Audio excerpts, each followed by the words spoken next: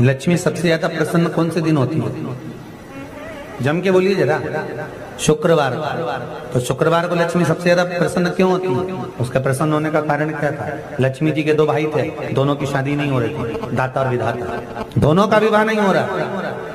और दाता विधाता के लिए लक्ष्मी बड़ी परेशान थी, रोज नारायण से कहती थी प्रभु कुछ कृपा करिए, दाता विधाता का विवाह नहीं हो रहा, उम्र होती चली जा रही, इनका कुछ करिए प्रभु, आप नारायण आप कुछ तो कर सकते हो। भगवान नारायण ने तब लक्ष्मी से कहा एक काम करो, बेलपत्री के पेड़ के नीचे बैठकर लक्ष्मी तुम अनुष्ठान करो तुम्हारे भाइयों के विवाह के लिए। इसलिए आज भी हमारे हिंदू धर्म की रीति है कि बेलपत्री के पेड़ के नीचे शाम के समय लक्ष्मी का वासा होता है। इसलिए लोग इस बेलपत्री के पेड़ के नीचे तुम्हारा रात्रि को शाम को 6 बजे से लेकर रात्रि को 8 बजे तक तुम्हारा निवास। जैसे पीपल के पेड़ में देवताओं का निवास, आपको आप लोगों ने यदि पद्म पुराण पढ़ी होगी या सुनी होगी तो उसमें स्पष्ट कहा है पीपल के वृक्ष की गणना, ध्यान देना, पीपल के वृक्ष में सुबह 4 बजे से लेकर 7 बजे तक ब्रह्मा जी का वासा होता है। पीपल के वृक्ष में सुबह 7 बजे तक ब्रह्मा जी का वासा, 7 बजे से लेकर 10:30 बजे तक पीपल के वृक्ष में भगवान विष्णु का वासा। कितनी बजे तक? 10:30। 10:30 से लेकर 11:30-12 बजे तक पीपल के वृक्ष में पितरों का वासा होता है। इसलिए हमारे यहाँ पितरों को श्राद्ध पक्ष में जो भोजन कराया जाता है वो 10:30 से 12 के बीच में कराया। 12 बजे के बाद पीपल के वृक्ष में दोपहर के 1:30 बजे तक आहूतों का वासा रहता। आहूत कौन? जो गर्भ में शांत हो गए, जो कुंवारी अवस्था में शांत हो गए, जो जन्म लेने के बाद उनका विवाह नहीं हुआ और शांत हो गए, उन आहूतों का वासा उस पीपल के वृक्ष में दोपहर में 1:30 बजे तक रहता है। उसके बाद में प्रेतों का वासा चालू होता है। इसलिए दोपहर के समय पीपल के पेड़ की परिक्रमा नहीं। फिर शाम को 4 बजे से 7 बजे तक पीपल के वृक्ष में शंकर जी का वासा होता है, इसलिए शाम के समय पीपल की परिक्रमा नहीं। 7 बजे के बाद में पीपल के वृक्ष में रात्रि को 9 बजे तक कुबेर का वासा होता है। फिर 9 बजे के बाद में प्रेतवास चालू होता है। उसी तरह बेलपत्री का जो वृक्ष है, उस बेलपत्री के वृक्ष के नीचे रात्रि को 8 बजे से लेकर 12 बजे तक बेलपत्री के पेड़ के नीचे कुबेर का निवास होता है। महाराज कुबेर का निवास। प्रयास करा करो किसी बेलपत्री के पेड़ के नीचे हम दीप लगाएं, घी का दीप। यदि संपदा की कमी हो तो, अगर भगवान ने खूब संपदा दी है तो भले मत लगाओ, कोई दिक्कत। महामृत्युंजय मंत्र का यदि आप जाप करते और आपको मालूम पड़ गया कि शरीर में मुझे ये रोग हो गया है, मुझे शुगर हो गया है, मुझे बीपी हो गया है, मेरा ब्लड प्रेशर ऊंचा नीचा रह रहा है, कोई भयंकर रोग, मेरे रिश्तेदार को कोई कैंसर जैसा रोग हो गया, किसी को कोई थायराइड हो गया, किसी को कोई किडनी और लीवर में सूजन हो गई, किसी को कहीं किडनी और लीवर में तकलीफ हो गई, तो शिव महापुराण की कथा कहती है, नवग्रह शिव महापुराण की कथा कहती है कि बेलपत्री के वृक्ष के नीचे महामृत्युंजय मंत्र का जाप जो शुक्रवार की शुक्रवार घी का दिया लगा कर करता है, उसके रोग बाबा देवाधिदेव महादेव समाप्त करते चले जाते हैं। ये संजीवनी मंत्र शुक्रवार के दिन भगवान शंकर को शुक्र को दिया था, इसलिए उसको शुक्रवार के दिन बेलपत्री के वृक्ष के नीचे बैठ घृत का दिया लगाकर शरीर में जो रोग है उसका स्मरण कर कर शंकर जी से विनय कर कर, हे भोलेनाथ आपने शुक्र देवता को संजीवनी मंत्र दिया है, तो क्या आप मेरे को वो मंत्र प्रदान नहीं करोगे? मेरे रोग, मेरी बीमारी, मेरे दुख को आप नहीं हरोगे?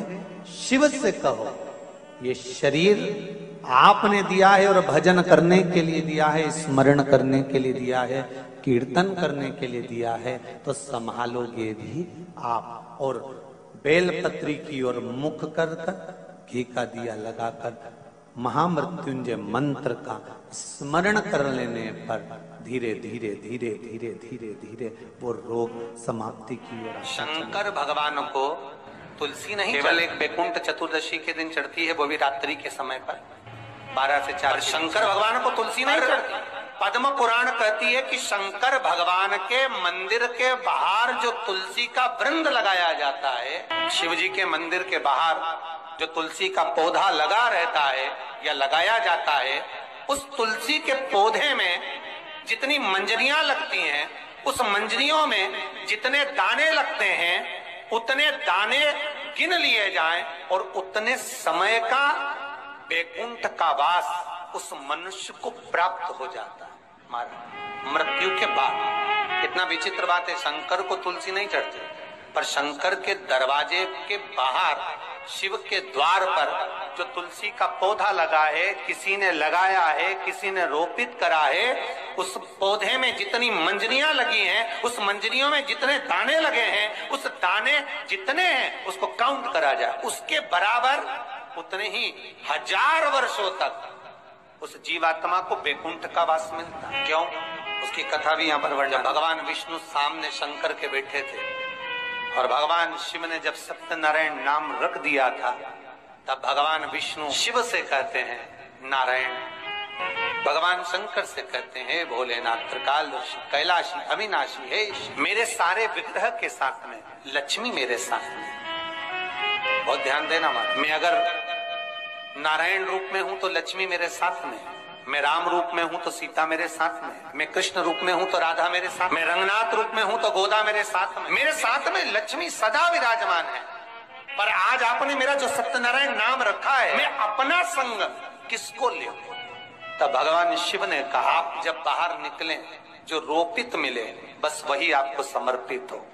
तुलसी का पौधा रोपित था, उस तुलसी के दल को भगवान नारायण ने अपना संग बनाया। और बहुत ध्यान देना, सत्यनारायण की कथा हो, चाहे भागवत की कथा हो, चाहे विष्णु पुराण की कथा हो, इन सभी कथाओं में सबसे ज्यादा प्रसाद की महत्वता नहीं है जितनी तुलसी के दल की महत्वता है। क्योंकि सत्यनारायण के साथ में हरि के साथ तुलसी का स्मरण। आज सुनते हैं तुलसी माता की चालीसा। यह चालीसा सुनने से होती है हर रोगों से मुक्ति, मिलती है सुख समृद्धि का आशीर्वाद। तो एक बार बोलिए प्रेम से विष्णु भगवान की जय, तुलसी माता की जय, भगवती माता की जय। श्री तुलसी महारानी करो विनय सिरनाय, जो मम हो संकट विकट दीजे मात नसाय। नमो नमो तुलसी महारानी, महिमा अमित न जाए बखानी। दियो विष्णु तुमको सम्माना, जग में छायो सुयस महाना। विष्णु प्रिय जय जयंती भवानी, तिहु लोक की हो सुख खानी। भगवत पूजा करे जो कोई, बिना तुम्हारे सफल न हो। जिन घर तब नहीं होए निवासा, उस पर करे विष्णु नहीं वासा। करे सदा जो तब नित सुमरन, ते ही के काज होए सब पूरन। कार्तिक मास महात्म्य तुम्हारा, जाको जानत सब संसारा। तब पूजन जो करे कुमारी, पावे सुंदर बर सुकुमारी। करे जो पूजा नित प्रति नारी, सुख संपत्ति से होए सुखारी। वृद्धा नारी करे जो पूजन, मिले भक्ति होवे पुलकित मन। श्रद्धा से पूजे जो कोई, भव निधि से तर जावे सोई। कथा भागवत यज्ञ करावे, तुम बिन नहीं सफलता पावे। छायो तब प्रताप जग भारी, ध्यावत तुम्हि सकल चितधारी। तुम्हि मात यत्र तंत्र में, सकल काज सीधे होवे क्षण में। औषधि रूप आप हो माता, सब जग में तब यश विख्याता। देव ऋषि मुनि और तपधारी, करत सदा तब जय जयकारी। वेद पुराणन तब यश ज्ञाया, महिमा अगम पार नहीं पाया। नमो नमो जय सुख कारिणी, नमो नमो जय दुख निवारिणी। नमो नमो सुख संपत्ति देनी, नमो नमो अख काटन छेनी। नमो नमो भक्तन दुख हरनी, नमो नमो दुष्टन मद छेनी। नमो नमो भव पार उतारिणी, नमो नमो परलोक सुधारिणी। नमो नमो निज भक्तन उबारिणी, नमो नमो जन काज सवारिणी। नमो नमो जय कुमति नशावनी, नमो नमो सब सुख उपजावनी। जयति जयति जय तुलसी माई, ध्याऊ तुमको शीश नवाई। निर्जन जानी मोहि अपनाओ, बिगड़े काज आप बनाओ। करूं विनय मैं मात तुम्हारी, पूर्ण आशा करो हमारी। शरण चरण कर जोड़ी मनाओ, निस दिन तेरे ही गुण गाऊं।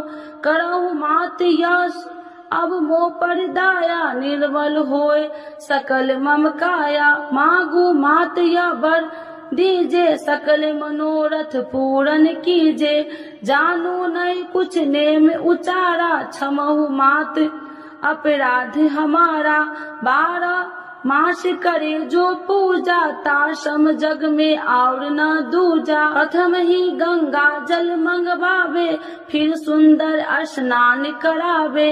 चंदन अक्षत पुष्प चढ़ावे, धूप दीप नैवेद्य लगावे। करे आचमन गंगा जल से, ध्यान करे हृदय निर्मल से। पाठ करे फिर 40 की, स्तुति करे माते तुलसी की। यह विधि पूजा करे हमेशा, ताके तन नहीं रहे कलेशा। करे मास कार्तिक का साधन, शोभे नित्य पवित्र सिद्ध होई जाई। है यह कथा महा सुखदाई, पढ़े सुने सो भव तर जाई। यह श्री तुलसी चालीसा, पाठ करे जो कोई। गोविंद सो फल पावही, जो मन इच्छा होई।